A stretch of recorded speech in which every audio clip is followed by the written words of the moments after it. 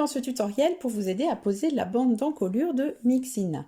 Alors pour l'exemple, j'ai choisi l'option colle V, donc, mais c'est exactement la même chose pour l'encolure ronde, et ensuite je vous parlerai de l'option décolleté dos.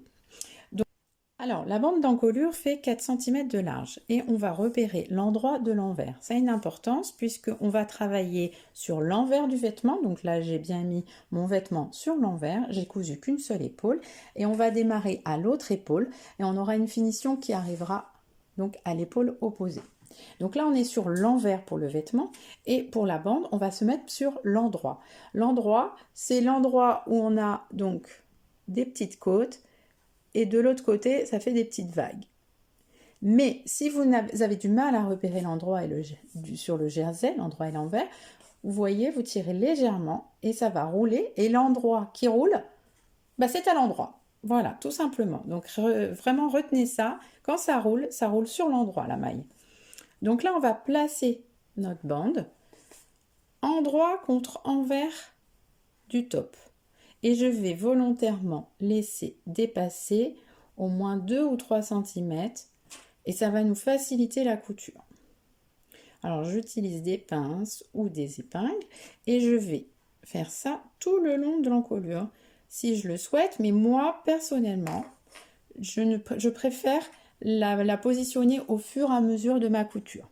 Donc moi je vais utiliser un point à la surjeteuse, je vais le faire à la surjeteuse, mais sinon vous pouvez utiliser un point stretch sur votre machine. Donc vous pouvez utiliser un point éclair ou un point overlock qui fait donc un point droit et un point zigzag en même temps, qui est un petit peu long, mais qui va se rapprocher du point de surjeteuse. C'est vraiment l'idéal et là on a besoin d'extensibilité légère pour cette encolure. Voilà, je fais donc toute ma couture et je vous retrouve juste après. Alors sur la surjeteuse, voici comment ça se passe. Donc j'ai ma bande d'encolure au-dessus et je vais la tirer légèrement, mais très légèrement, tout le long de mon ouvrage. Là, j'ai la marge de couture, je la glisse vers le dos de l'ouvrage, j'en profite, c'est plus joli. Et en fait, une bande d'encolure, pour qu'elle s'ajuste bien, il faut la tirer légèrement un peu plus dans tous les grands arrondis. Donc on va dire déjà au niveau du cou. Donc là, je la tire légèrement plus. Vous voyez, c'est plus facile que de l'avoir épinglée ou pincée tout le long avant. Puisque là, je l'ai vraiment en main et je vais pouvoir uniquement tirer légèrement dessus. Après, je suis dans la descente du V ici. Donc, beaucoup moins besoin de tirer. Bon, avec l'expérience, vous verrez, ça se fait bien. Et ici, je vais bientôt arriver, donc là, au V. On voit. En fait, je vais continuer tout droit, comme ceci. Vraiment la même chose. Je vais pas, voilà, je vais juste m'aligner le long et je vais tirer légèrement plus dans le V pour bien que la bande se place bien dans le V au dernier moment. Ça paraît compliqué, mais en fait, ça ne l'est pas. Donc là, voilà, j'arrive au V. Je vais tirer un peu plus. Hop, j'aligne bien mon vêtement. Et voilà. Et là, je relâche la tension. Alors, c'est sûr que une surjeteuse, ça facilite grandement le travail, mais vous pouvez tout à fait le faire avec le point stretch de votre machine. Vous prenez votre temps et vous faites exactement la même chose. Bon, dans l'idée, vous ne grignotez pas trop de bandes. Hein. Vous voyez, moi, il n'y a vraiment même pas 1 millimètre qui est grignoté. Voilà. Et là, je continue légèrement. Et là, voilà. Il me reste un peu de surplus et je laisse le surplus. Ça sera plus simple pour la suite. Voilà, la bande donc a été posée. Donc, on voit bien le surjet tout le long. Donc là, on est sur l'envers. On va pouvoir venir se mettre sur l'endroit et voir donc la deuxième étape. Donc la deuxième étape, je vais mettre des poids pour pas que ça se sauve. Ça glisse un peu. Voilà, comme ça, ça ne va pas tomber. Donc là, je suis sur l'endroit de mon vêtement. Ma bande, ici, va donc être rabattue vers l'endroit. Donc une première fois, je replie. En fait, je dois être pile. Je vais vous montrer d'un peu plus près. Donc, ma bande est ici. Donc là, j'ai l'envers de la bande. Je laisse la marge de couture vers le haut. Je vais rabattre une première fois donc sur 1 cm. Voilà, comme et c'est le long du surjet. Et une seconde fois, hop, ça va pile cacher le surjet. Voilà ce qui doit se passer. Et là, pour le coup, vous allez épingler. Et ça, il va falloir le faire tout le tour. Donc, hop, je reprends ma bande et je recouvre. Et donc, si vous le faites à des endroits donc précis, enfin stratégiques, vous faites par exemple le milieu, ici, ici, puis après vous rajoutez entre. Donc, alors, petit détail, ici, vous gardez bien quand même quelques centimètres qui dépassent. On va démarrer la couture uniquement sur la bande, ça va faciliter. Parce que si vous la coupez à ras et qu'on commence là, avec l'épaisseur, votre machine, elle peut peiner. Et du coup, ce petit débord, il est très pratique. Donc vous le gardez bien et on le garde jusqu'à l'assemblage de l'épaule. Alors là, voilà, on est installé à notre machine. On a donc sélectionné le point droit et on a allongé la longueur du point. Alors moi, je l'ai mis à 4, 3,5, 4. Et on a bien préparé la petite bande au départ et comme ça, on va pouvoir démarrer dessus. Donc on y va et on se met bien au bord.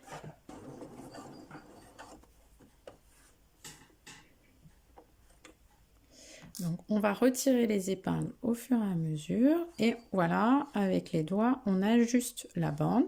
Je maintiens et j'avance doucement. Bien au bord, vous gardez vraiment l'œil rivé.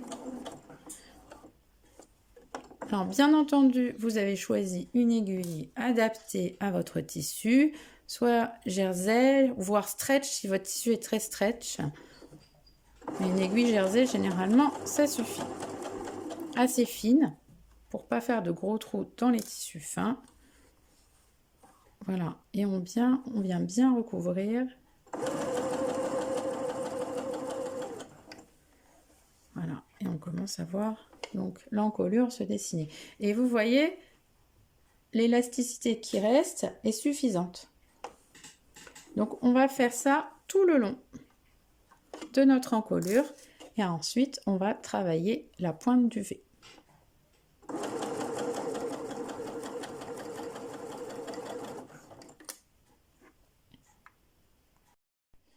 Donc à la fin c'est pareil,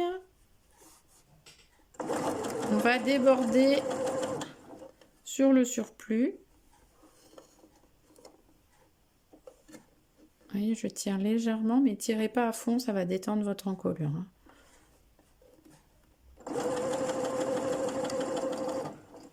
Là. Et puis là, on va donc continuer quelques centimètres. Voilà.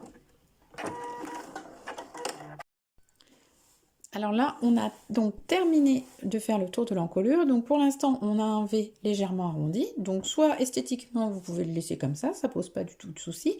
Mais si on veut vraiment marquer le V, voici ce qu'il va falloir faire.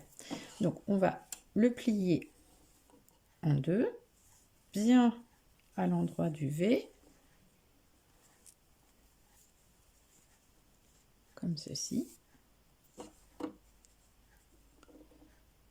Je vais essayer de me rapprocher. Vous voyez bien, voilà, comme ceci. Et on va venir piquer donc la petite pointe ici qui déborde. Donc là, on l'installe et mets-le un petit peu plus comme ça. Voilà, c'est bon? Je vais essayer de mettre un peu plus de lumière.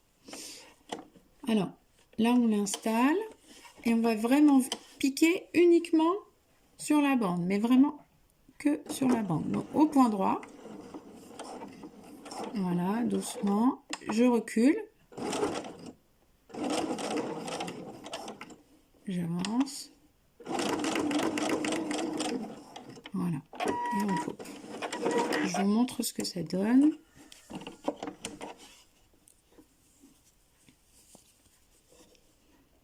Voilà, là on a un V qui va être... Voilà, là on a un V qui est parfaitement pincé.